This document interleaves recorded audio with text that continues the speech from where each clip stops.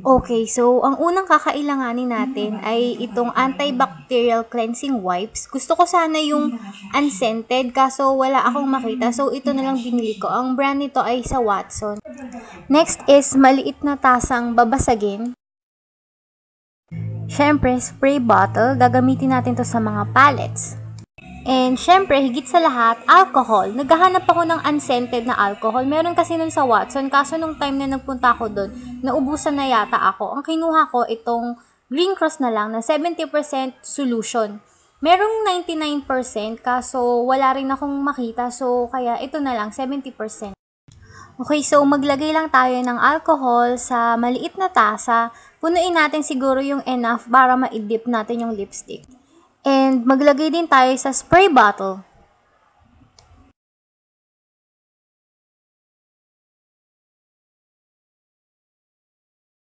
Optional lang ito pero pwede nyo lagyan ng alcohol yung mismong lipstick container para masanitize din yung interior packaging ng lipstick. Then after 1 minute, i-drain nyo na yung alcohol pero dapat kilalanin yung mabuti yung lipstick container kasi yung ibang tube na stuck yung alcohol tapos medyo matagal matuyo. Kaya dapat kilalanin yung mabuti yung packaging ng lipstick nyo bago nyo ito gawin.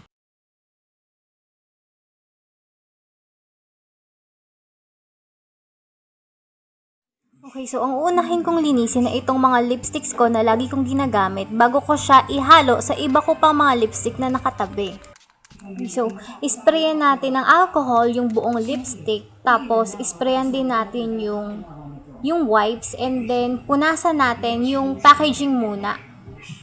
Punasan nating mabuti. Then, itabi natin yung wipes na ginagamit natin pang punas ng packaging kasi gagamitin pa natin ulit ito mamaya para sa iba pang packaging ng mga lipstick. Ngayon, ibang wipes na yung gamit ko, pero inisprayan ko din to ng alcohol. Bali, itong wipes na to, ipangpupunas ko naman ito sa mga bullet ng lipstick. Kapag medyo marumi na yung wipes, pwede nyo na rin siyang palitan ulit. Then, i-dip natin yung buong bullet ng lipstick for 1 minute. And then, set aside para matuyo siya for a few minutes.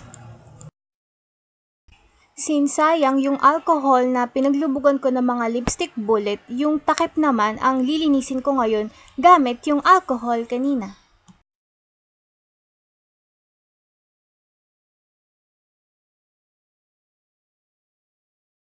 Mga palettes naman yung isa-sanitize natin. Ito yung kailangan natin, spray bottle na may alcohol, tapos sprayin ulit natin ng alcohol yung wipes. Uunahin nating linisin itong compact. Itong sponge, pinapalitan to, pwedeng itapon na, or kung gusto mo, pwede mo naman siyang labhan, pero iset aside muna natin. At ngayon naman, spray natin yung buong compact, punuin natin mabuti ng alcohol sa loob hanggang sa labas.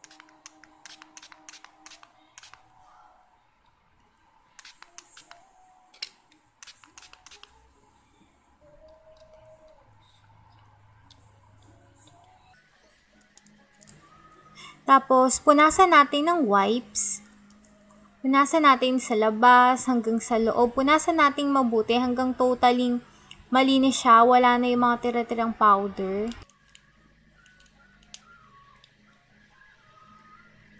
Then, sprayan naman natin yung mismong powder ng alcohol na marami.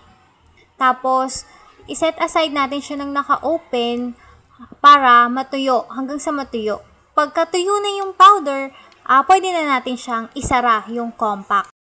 Then, ganun din yung gawin natin sa iba pa nating mga compact, pati sa mga ibang eyeshadows, tsaka mga blushes. Ganun lang yung gawin natin. Tapos, patuyuin natin silang mabuti bago natin isara at ihalo sa iba pa nating mga makeups. Ngayon naman, sa eyeliners, isprayan nating mabuti ng alcohol yung eyeliner, and then punasan nating mabuti. And then, tasahan natin yung eyeliner.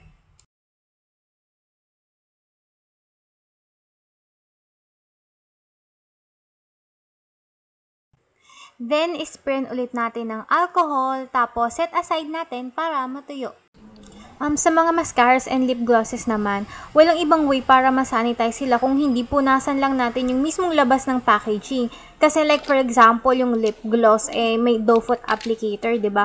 kahit palitan mo siya or kahit isanitize mo yung doe foot applicator niya, kung yung laman niya sa loob ay na-contaminate, wala na tayong magagawa. Hindi naman natin siya pwedeng haluan ng alcohol.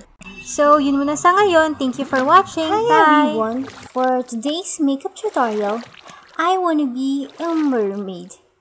Out of the sea, wish I could be part of your world.